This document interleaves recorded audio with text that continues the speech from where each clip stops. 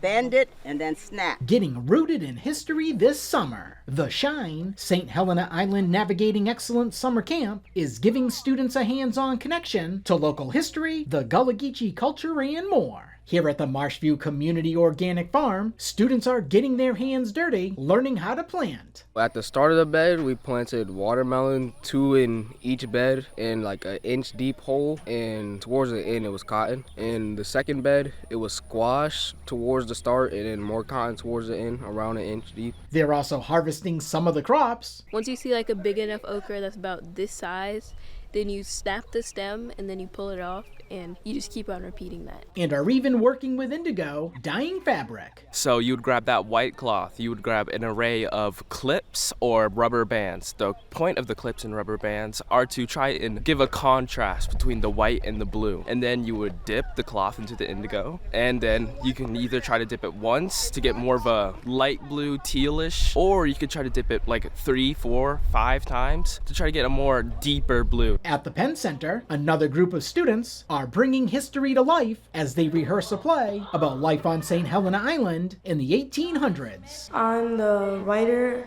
I write things about stories about Black people and our history. During the camp, students met boat builders, farmers, cooks, financial advisors, and more. And as they learn about the past, they're also beginning to think about their future. We had 13 other presenters that were going in, fusing their talents and their information and their knowledge about what they do and how they came to do that. So all of those individuals talking to them and sharing with them lets them know that if you got a grain, just a little bit of information and joy when you do this, that, or the other, start cultivating it, start nurturing it. The students are excited to be taking part in these activities and learning about the history of their community. I think it's important to learn about my history and learn about more about my culture and stuff. It keeps up with like cultural history and just keeps touching touch with our past so we don't forget where we came from. The Shine Summer Camp was about 3 weeks long.